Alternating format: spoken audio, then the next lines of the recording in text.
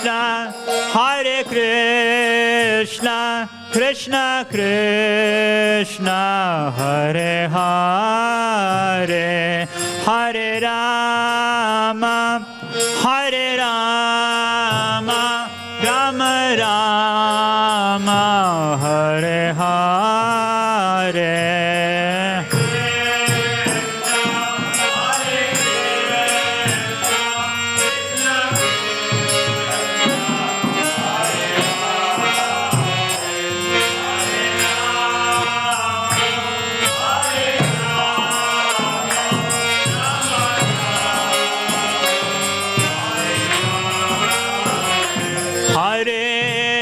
Krishna, Hare Krishna, Krishna Krishna, Hare Hare, Hare Rama, Hare Rama, Rama Rama, Hare Hare.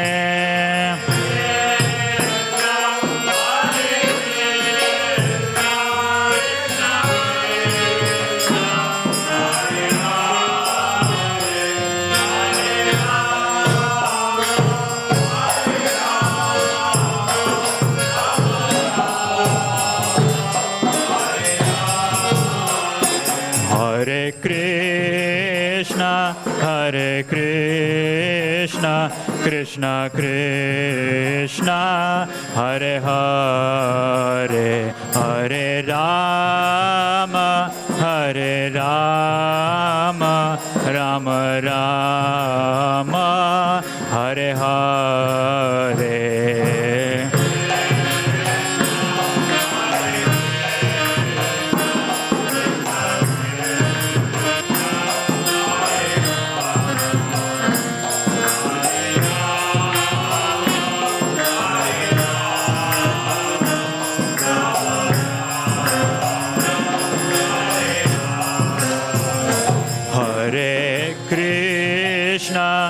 Hare Krishna, Krishna Krishna, Hare Hare, Hare Rama, Hare Rama, Rama Rama, Hare Hare.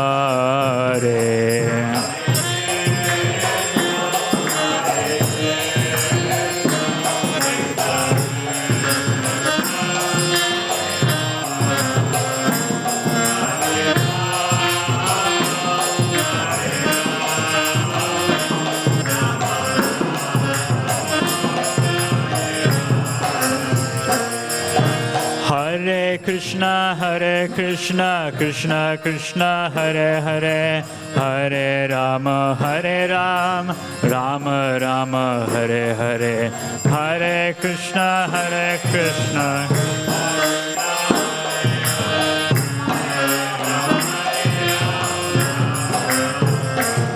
Hare Krishna, Krishna Krishna, Hare Hare, Hare Rama, Rama Rama, Hare Hare.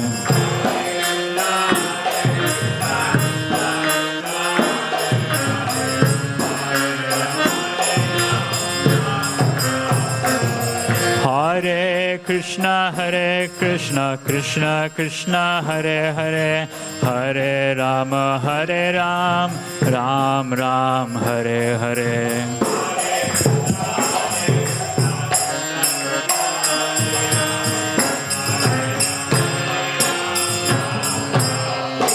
Hare Krishna, Krishna Krishna, Hare Hare, Hare Rama, Rama Rama, Hare Hare.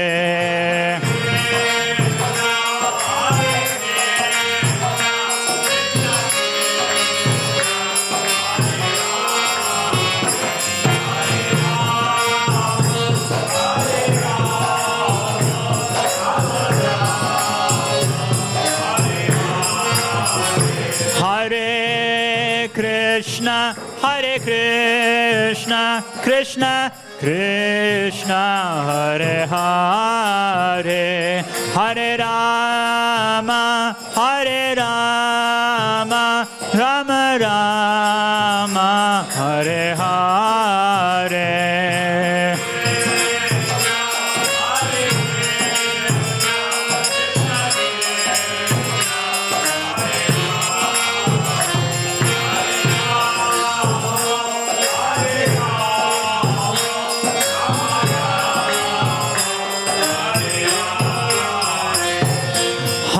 Krishna, Hare Krishna, Krishna Krishna, Hare Hare, Hare Ram, Rama Rama, Hare Hare.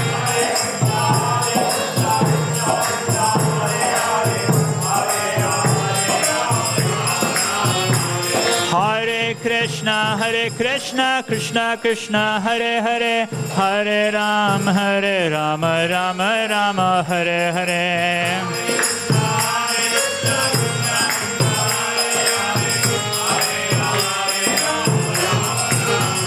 Hare Krishna, Krishna Krishna, Hare Hare, Hare Ram, Rama Rama, Hare Hare.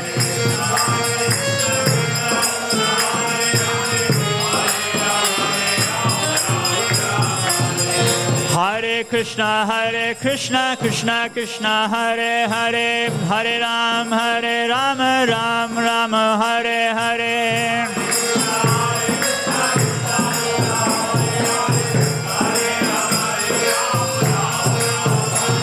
Hare Krishna, Krishna Krishna, Hare Hare, Hare Ram, Rama, Hare Hare.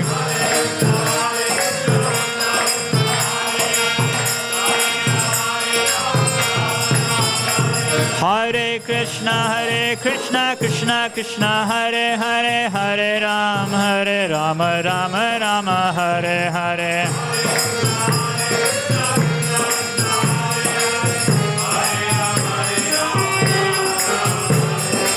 Hare Krishna, Krishna Hare Hare, Hare Rama, Rama, Hare Hare.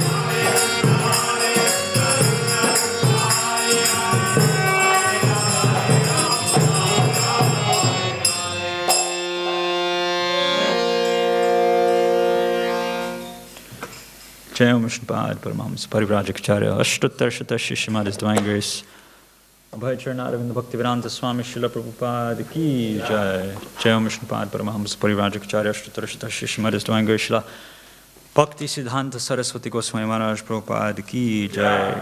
Grantaraj Srimad Bhagavatam Ki Jai. Samavita Gaur Bhakta Vrinda Ki Jai. Jainitai Gaur Pramanande.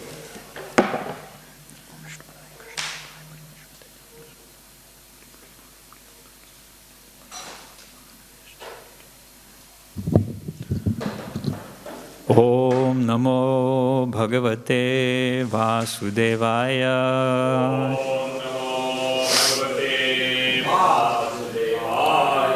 Om Namo Bhagavate Vasudevaya.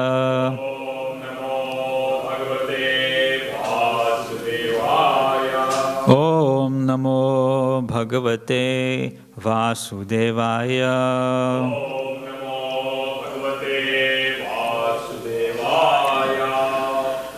Today we're reading from Canto 1, Chapter 13, Dhritarashtra quits home, text 43. Please repeat. Yatha krido paskaranam. Yatha krido paskaranam. Samyoga vigamav iha. Samyoga vigamav iha. Ichaya kriditu syatam. Ichaya kriditu syatam. Tathavesh shechayanam. Tathavesh shechayanam. Yatha krido paskaranam. Samyoga Vigamaviha Ichaya Kridituhu Syatam Tathaive Chayananam Yatha Kridopaskaranam Samyoga Vigamaviha Ichaya Kridituhu Syatam Tathaive Chayananam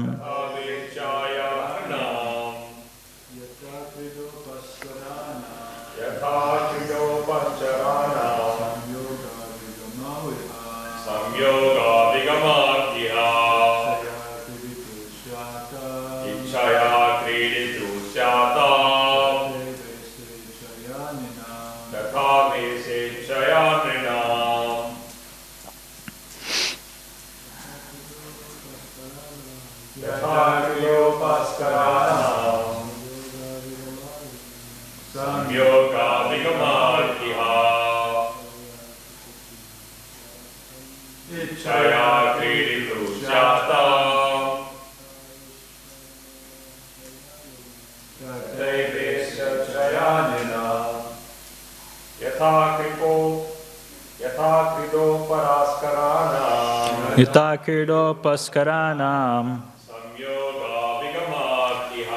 Samyoga Vigamaviha Ichaya Kriditu Syatam Tathaive Chayananam. Okay, translation and purport by His Divine Grace A.C. Bhaktivedanta Swami Srila Prabhupada Ki Jai. Translation. As a player sets up and disperses his playthings according to his own sweet will, so the supreme will of the Lord brings men together and separates them. Purport. We must know for certain that the particular position in which we are now set up is an arrangement of the supreme will in terms of our own acts in the past. The Supreme Lord is present as the localized Paramatma in the heart of every living being, as it is said in Bhagavad Gita 13:23. And therefore He knows everything of our activities in every stage of our lives. He rewards the reactions of our actions by placing us in some particular place. A rich man gets his son born with a silver spoon in his mouth. But the child who came as the rich man's son deserved such a place, and therefore he is placed there by the will of the Lord. And at a particular moment, when the child has to be removed from that place, he is also carried by the will of the Supreme, even if the child or father does not wish to be separated from the happy relation. The same thing happens in the case of a poor man also. Neither rich man nor poor man has any control over such meetings or separations of living beings.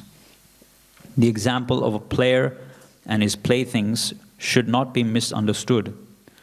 One may argue that since the Lord is bound to award the reactionary results of our own activities, the example of a player cannot be applied. But it is not so. We must always remember that the Lord is the supreme will, and He is not bound by any law.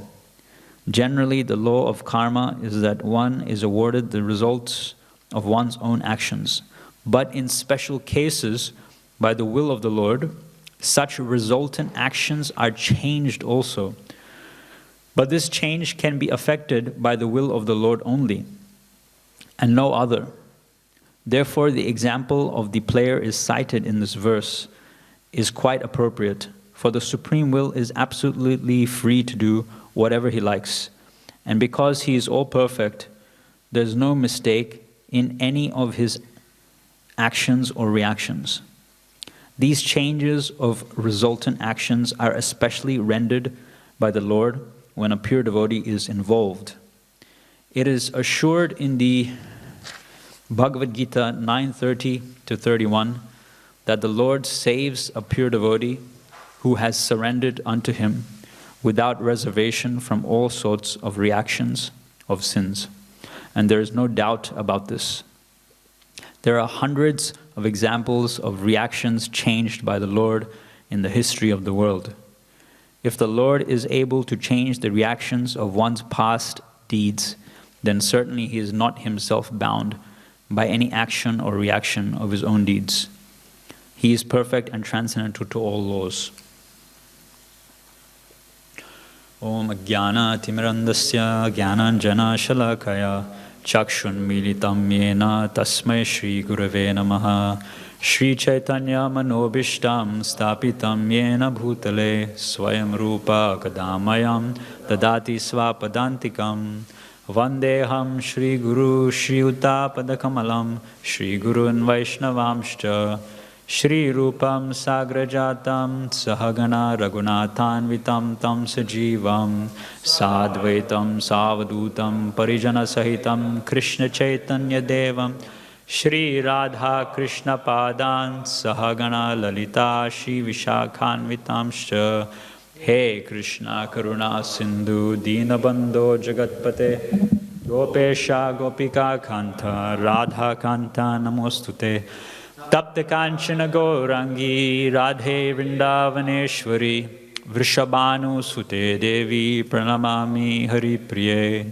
Vancha Kalpaturubhesha Kripa Sindhu Bevacha Patitanam Pavanebhyo Vaishnavebhyo Namo Namaha Jaya Shri Krishna Chaitanya Prabhu Nityananda Shri Advaita Gadadhar Shivasadi Gaura Bhakta Vrinda Hare Krishna, Krishna Krishna, Hare Hare, Hare Rama, Rama Rama, Hare Hare, Hare Krishna, Krishna Krishna, Hare Hare, Hare Rama, Rama Rama, Hare Hare, Hare Krishna, Krishna Krishna, Hare Hare, Hare Rama, Rama Rama, Hare Hare.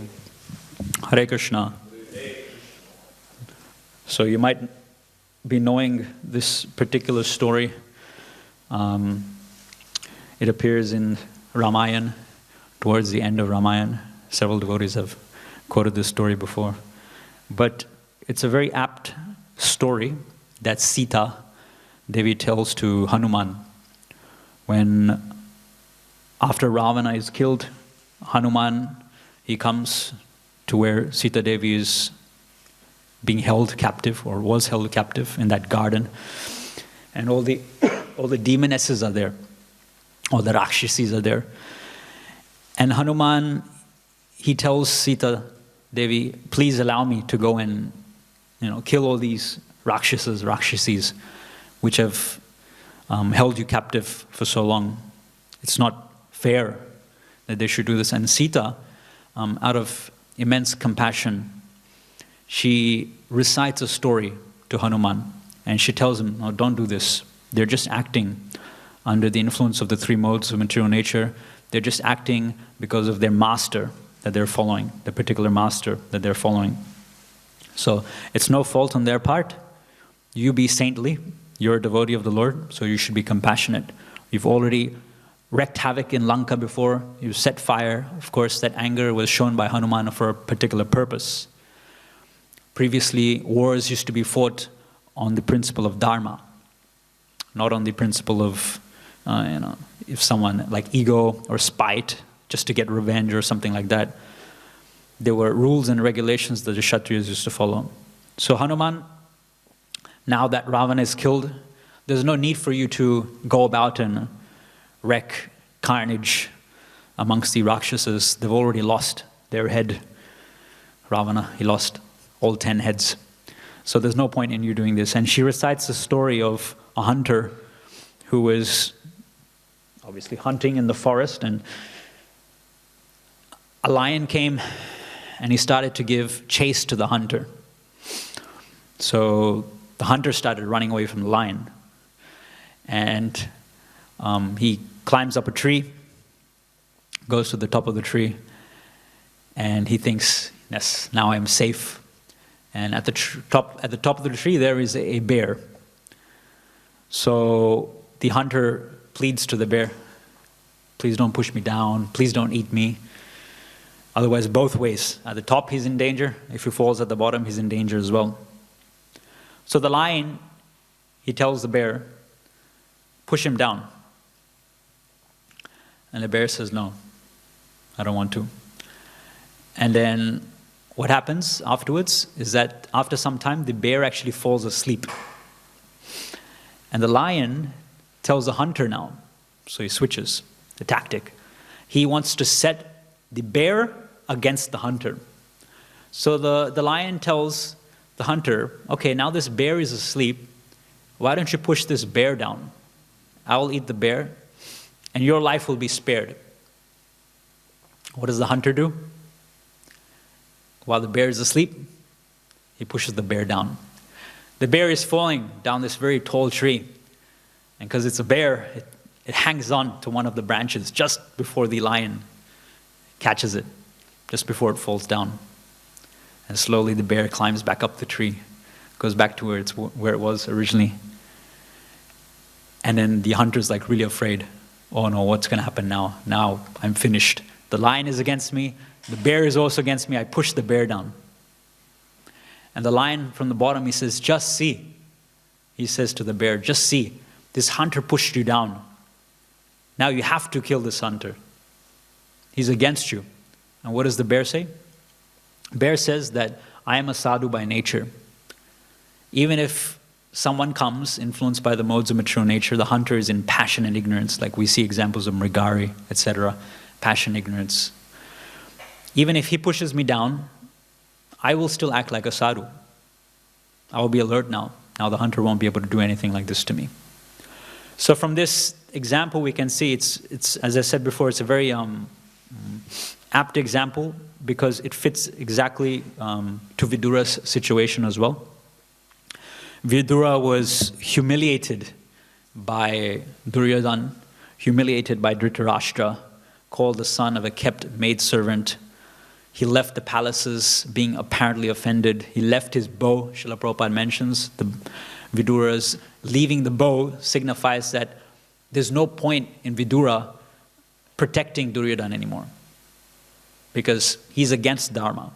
Anyway, Krishna, the Supreme, is going to arrange for his destruction anyway. So there's no point in me carrying a bow like Bhishma Dev, like Dronacharya. I don't want to be like them. I just want to leave my bow behind, not fight for the Kaurava army, and just go on pilgrimage. And even though he was humiliated, what happens? He comes back and he helps the same person who humiliated him. Srila Prabhupada mentions earlier on in this chapter that there's 3 types of people in the renounced order. The Dhira, the Sannyasi, and the Narottam, or the Paramahamsa. The Dhira is one who, he may be living in a family situation, interacting with the mature world, but he's very detached. In that sense, he's liberated. He's living in the world, but he's not part of the world. The sannyasi, he takes it a step further. He gives up his material connections, and he goes to the forest, or he goes preaching, etc. The Narottam, or the topmost of human beings, he does exactly what a sannyasi does. But there's 2 types of sannyasis. There's sannyas based on gyan, and there's sannyas based on karma. There's sannyas based on knowledge, and there's sannyas based on activities. So the Narottam takes sannyas based on activities. Shastra says that sannyas is forbidden in Kali Yuga. And that particular sannyas which is forbidden especially is the sannyas which is taken up by the Mayavadi sannyasis. Sannyas based on pure speculation, study of the Vedanta. But sannyas, which is based on devotional service activities, which is a natural situation for the soul, because the soul at any point in time cannot give up work. So it's very natural for the soul to work and to engage his senses in the service of the Lord. So such type of sannyas based on karma, devotional service to Krishna, is very natural. That's what a Narottam does. Now Vidura was on the platform of a Narottam. Srila Prabhupada explains that Dhritarashtra, for him to rise to the stage of Narottam, it was too late. His whole life, Srila Prabhupada mentions in his Bhagavad Gita purports, not only was he blind materially, but he was also blind to spiritual life as well. So that very fag end of his life, it was not possible for Dhritarashtra to rise to the platform of Narottam. So he came to the platform of Adhira. Not even a sannyasi, because he wasn't a sannyasi when he self-immolated himself in the forest. He was in the Vanaprastha stage, so he had Gandhari with him. So Gandhari was with him at that point in time. Srila Prabhupada mentions as a voluntary servant, the wife in the Vanaprastha stage assists and accompanies her husband in spiritual activities and in preaching. But then when the husband takes sannyas, he leaves all material connections, physically and mentally. So Srila Prabhupada is making some interesting points here in this purport. He starts off by saying that by the arrangement of the supreme will of the Lord, he's arranging for the conditioned souls in this material world to get the reactions for their fruitive activities. Yastvendra gopam athavendram ahasva karma bandhanurupam phala bhajanam atanoti karmani nirdhati kintucha bhakti bhajam. So this Govindamadi Purusham tamaham bhajami. So this particular verse that Brahma is speaking to, or glorifying rather, Krishna, says that Krishna is in one sense bound to give the reactions, pious and sinful reactions for the fruitive activities which are conducted by the spirit soul. However, karmani nirdhati kintucha bhakti bhajam. However, one who is engaged in the full-on service of the Lord, for such a soul, for such a jiva, Krishna burns up the reactions to his fruitive activities. So Srila Prabhupada has given us a foolproof system. Ordinarily, in this mature world, we are performing both pious and sinful activities, and we're getting some sort of reaction for them. And either the reaction may manifest now or it may manifest in the future. And because we're not engaging in any type of spiritual activities, we're not going to perform any spiritual activity in the future, which will stop this cycle. So it's a never-ending cycle. Now, when we follow the 4 regulative principles and chant 16 rounds, by following the 4 regulative principles, we are stopping, we are halting in its tracks the performance of further sinful reactions. And by chanting Hare Krishna, we are burning off all our previous reactions as well. So it's like the example that Srila Prabhupada gives. If you pull the fan from its socket, it will still continue to spin, but it's just a matter of time before it stops. So Srila Prabhupada is mentioning here in the opening of his purport that yes, Krishna, the Supreme Lord, he gives the reactions, but one who is a devotee, he has all these reactions stopped. And not only that, Srila Prabhupada is then making the point that as a player sets up, so a player is like he's the master, you can say, at least in this particular verse. A player is the master of the game that he sets up. So he has the free will to set up the game, the rules, everything like that, and he has the free will to break the rules as well. So Prabhupada makes the point that the Supreme Lord can give reactions, but if he chooses, he doesn't have to as well. So he retains his independence. And then, thirdly, Srila Prabhupada is making the point that these changes of resultant actions are especially rendered by the Lord when a pure devotee is involved. So when a pure devotee is involved, Krishna allows the pure devotee to interfere with the reactions of a sinful person that he's supposed to get based on the fruitive activities he's performed before. Does that make sense?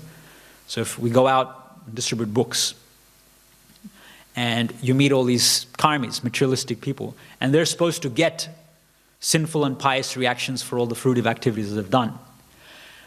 But Krishna allows the devotee to interfere with such people's karma and to change the course of their sojourn in this material world. Krishna allows that. because he's Swarat. And he allows his devotee to also be Swarat as well, independent in that sense. So the whole purpose of this chapter is to teach us two things. Material life, material existence is futile, so one should give it up, especially in old age. Secondly, how does one do it? By taking shelter of a bona fide spiritual master. So I just want to read something in this regard. I was just going through recently, after Kamsari Sena Prabhu told me, he's been going through Srila Prabhupada's letters that he has written. So I also started with Srila Prabhupada's letters, while taking prasad or something like that. I'll read them. And one of the first letters that I read was a letter which Srila Prabhupada wrote on the 12th of July, 1947. And Srila Prabhupada is writing this letter to my dear friend Mahatma Ji. So who is that? Mahatma Gandhi. So Srila Prabhupada is writing this letter to Mahatma Gandhi on the 12th of July, 1947. Does anyone know when Mahatma Gandhi was assassinated? 30th January? Yeah, he was assassinated in January 1948. So 6 months after Srila Prabhupada is writing this letter, Mahatma Gandhi was assassinated. So I thought that this letter that Srila Prabhupada is writing to Mahatma is very similar to what Vidura is trying to tell Dhritarashtra. Srila Prabhupada mentions earlier on in this chapter that those who are politicians, especially in Kali Yuga, they cannot give up their positions unless they're taken over by a rival, they're defeated by a rival, or they're killed. So let's read Srila Prabhupada's letter. My dear friend Mahatma Ji, please accept my respectful namaskar. I am your unknown friend, but I had to write to you at times and again, although you never cared to reply them. So materialistic people, they're so engaged in their life, thinking it's so important, that although a sadhu will come repeatedly and try to implore them to give it up, what happens? They never have time to listen to a sadhu. I sent you my papers back to Godhead, but your secretaries told me that you have very little time to read the letters and much less for reading the magazines. So Prabhupada is sending Mahatma Gandhi back to Godhead magazines, but his secretaries have said that he doesn't have time for that. I asked for an interview with you, but your busy secretaries never cared to reply this. Anyway, as I am your very old friend, although unknown to you, I am again writing to you in order to bring you to the rightful position deserved by you. As a sincere friend, I must not deviate from my duty towards a good friend like your good self. So Srila Prabhupada is not taking offense. Ordinarily, if someone in this world tries to help someone, and the help is denied, a person might feel hurt. Look, I'm trying to help this. Like, just imagine you're crossing a busy intersection, and there's some old lady or an old man, and you think, I got to help this old lady cross the street. So you go up to her and you hold her hand and you hold her shopping bags, and she just snaps at you. Get out! I don't need help. How are you going to feel? You're going to feel hurt. I was just trying to help this old lady, and she snaps at me because of pride or whatever. She thinks she can do it herself. Fine. So Srila Prabhupada has repeatedly tried to implore Mahatma Gandhi. But Mahatma Gandhi has just ignored Srila Prabhupada's responses. He hasn't bothered to read Srila Prabhupada's literatures after. No, your texts are on researching. Okay. His secretary is neglect, yeah. I tell you as a sincere friend that you must immediately retire from active politics if you do not desire to die an inglorious death. You have 125 years to live as you have desired to live. But if you die an inglorious death, it is no worth. So it's mentioned in the Ishopanishad, Ishavasya idam sarvam. So if one follows and one lives his life according to the laws of God, one can live for an extended period of lifetime. So Srila Prabhupada is mentioning, you have 125 years to live. But don't die an inglorious death. It is not worth it. The honor and prestige that you have obtained during the course of your present lifetime were not possible to be obtained by anyone else within living memory. But you must know that all these honors and prestiges were false, inasmuch as they were created by the illusory energy of Godhead called Maya. So I'll just skip. Now, by the grace of God, that illusion is going to be cleared, and thus your faithful friends like Acharya Kripalini and others are accusing you for your inability at the present moment to give them any practical program of work as you happen to give them during your glorious days of the non-cooperation movement.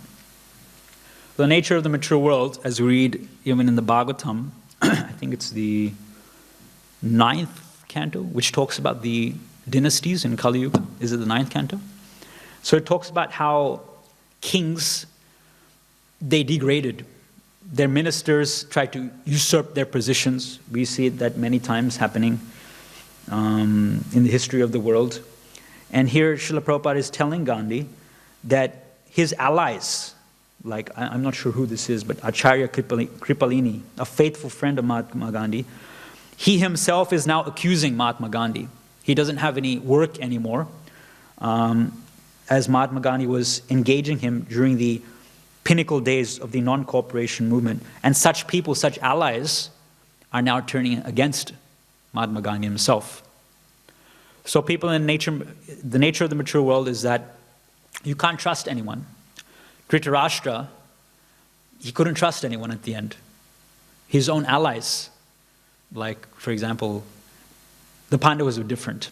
They were full of good qualities and all that sort of stuff. And that's why he was allowed to live at their house. But you could see how Bhima, he was feeding Dhritarashtra. But Bhima was still, being sarcastic with him like that. So that's the nature, that your own friends, your own nephews, it can lead to frailties in relationships, etc. So you are also in plight to find out a proper solution for the present political tangle created by your opponents. You should therefore take a note of warning from your insignificant friend like me that unless you retire timely from politics and engage yourself 100% in the preaching work of Bhagavad Gita, which is the real function of the Mahatmas, you shall have to meet with such inglorious deaths as Mussolini, Hitler's, Tojo's, Churchill's, or Lloyd George's met with. So, to give an example, Mussolini, he was a dictator in the fascist movement in Italy during World War II, I think. So Benito Mussolini, he was an autocrat, a dictator, just like Hitler in Italy, Communist Party. And what happened, his inglorious death, was that he tried to escape. Same thing happened, as Srila Prabhupada is mentioning. Some of his own party members, they found him somewhere, and he was shot dead. Mussolini was shot dead, along with his partner, his wife or something. I'm not sure if it was his wife, but his partner.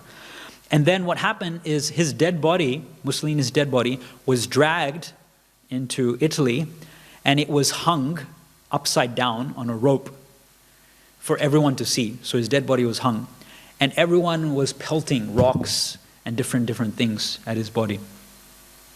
So once a great leader who declared war against the Allies, now his own people are doing this sort of thing to him. Hitler, we know, he died in a bunker along with his wife. He committed suicide by drinking poison.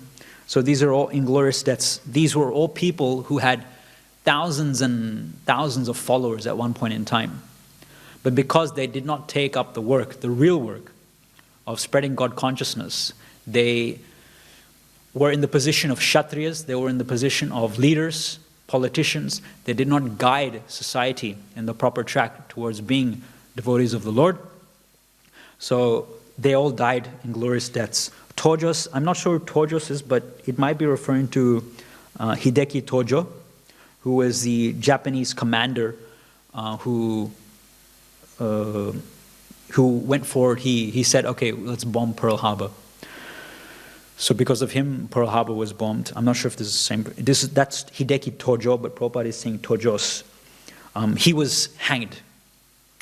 He was executed through hanging as well. So all these leaders, by the force of time, Kala, by the arrangement of Supreme Personality of Godhead, they met in glorious death. So Srila Prabhupada, he has some sort of a sense of feeling for Mahatma Gandhi, because before Srila Prabhupada fully took up the preaching mission, before he met Bhaktisiddhanta Saraswati Thakur, he was following Mahatma Gandhi. He was following the Gandhian movement. And he, as we know, when he first met Bhaktisiddhanta Saraswati Thakur, he said, who will listen to India when it's still, being controlled by Britain? First thing, we should become independent. And in that state, then people will listen. But Bhaktisiddhanta Saraswati Thakur explained that for Krishna consciousness, there's no time to wait. It has to be done now. We cannot wait for any future, however bright. So in the same way, Srila Prabhupada is imploring Mahatma Gandhi. You can very easily understand as to how some of your political enemies in the garb of friends, both Indian and English, have deliberately cheated you and have broken your heart by doing the same mischief for which you have struggled so hard for many years. You wanted chiefly Hindu-Muslim unity in India, and they have tactfully managed to undo your work by creation of the Pakistan and India separately. You wanted freedom for India, but they have given permanent dependence of India. You wanted to do something for the upliftment of the position of the Bangis. Does anyone know what Bangis are? No? Bangis? Cleaners? Okay. But they are still rotting as Bangis, even though you are living in the Bangi colony. They are all, therefore, illusions, and when these things will be presented to you as they are, you must consider them as God sent. God has favored you by dissipating the illusion you were hovering in, and by the same illusion as you were, nursing those ideas as truth. But it is better late than never. You must know now something about the absolute truth. The truth which you have been experimenting so long is relative. The relative truths are creations of the Devi Maya, qualified by the three modes of nature. They are all insurmountable, as explained in the Bhagavad Gita. Then Srila Prabhupada mentions towards the end, I know that you never underwent such transcendental training, except some severe penances in which you invented for yourself. For example, fasting. So Srila Prabhupada, he counteracts that as well in the Bhagavad Gita, where it talks about penances and austerities and the three modes of material nature. Srila Prabhupada mentions one who undertakes austerities like fasting, etc., for some political purpose, such fasting or such austerities is covered by the modes, passion or ignorance. But fasting for the purpose of advancing in spiritual life, that is transcendental. So we should fast on days like Janmashtami, Ekadashi, like that. So Prabhupada is accusing him for not being trained in transcendental culture and for inventing some penances for his own purposes. You might have easily avoided them if you had approached the Guru, as above mentioned. But your sincere efforts to attain some godly qualities by austerities surely have raised you to some higher position which you can better utilize for the purpose of the absolute truth. So although you may have conjured up austerities and penances and whatever, and although you didn't take advice or surrender to a guru, still, Srila Prabhupada is explaining, you've rised to the mode of goodness. And you can use this, Gandhi, as a stepping stone to actually begin the preaching work of the Bhagavad Gita. If you, however, remain satisfied with such temporary position only and do not try to know the absolute truth, then surely you are to fall down from the artificially exalted position under the laws of nature. Srila Prabhupada is foretelling the future, basically. But if you really want to approach the absolute truth and want to do some real good to the people in general, all over the world, which shall include your ideas of unity, peace, and nonviolence, then you must give up the rotten politics immediately and rise up for the preaching work of the philosophy and religion of Bhagavad Gita without offering unnecessary and dogmatic interpretations on them. I had occasionally discussed this subject in my paper, Back to Godhead, and a leaf from the same is enclosed herewith for your reference. I would only request you to retire from politics at least for a month and let us have a discussion on the Bhagavad Gita. I am sure thereby that you shall get a new light from the result of such discussions, not only for your benefit, but for the benefit of the world at large, as I know that you are a sincere, honest, and moralist. Awaiting your reply with interest, yours sincerely, Abhay Charan De. So Srila Prabhupada has put an enclosure of one leaf from Back to Godhead in this magazine to Mahatma Gandhi as well. So we can see Srila Prabhupada, even before starting his League of Devotees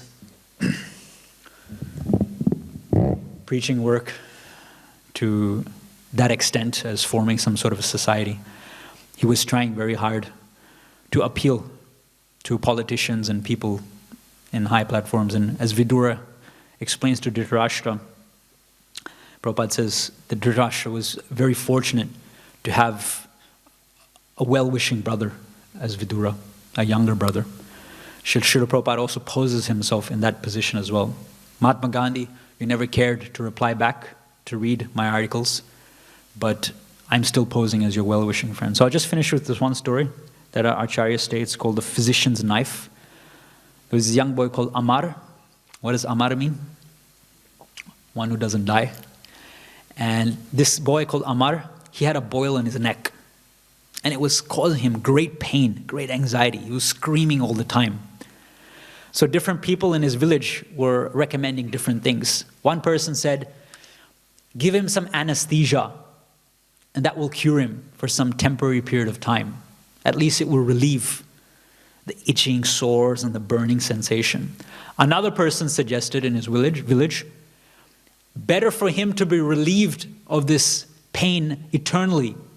Better that we kill him, so he won't have to experience this pain. His father, he knew very well.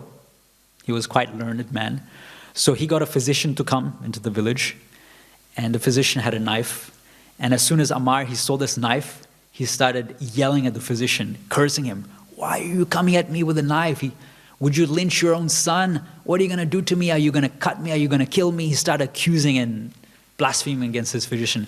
And the physician, as he came towards Amar, he did not take note of any cursing and accusing and blaspheming that Amar was giving to this physician. He came and he quickly got hold of his neck, cut off the boil, and then went away. And Amar was good. He was relieved. So that's the position of a sadhu. A sadhu will come, perform the operation, and it seems like the sadhu is coming to hurt, to harm, to inflict harm. And people may accuse the sadhu as well. Like the person who said, give him anesthesia. That's like people who say, enjoy the material world. Enjoy material activities, do this, that, sense gratification. At least you'll have temporarily happiness in this material world. Or the person who said, kill him. Kill his existence. That's like the jnanis who want to merge into the impersonal Brahman. So people suggest different things. But the sadhu, the Paramahamsa, the Narottam who comes, it seems like he's coming to inflict harm and damage.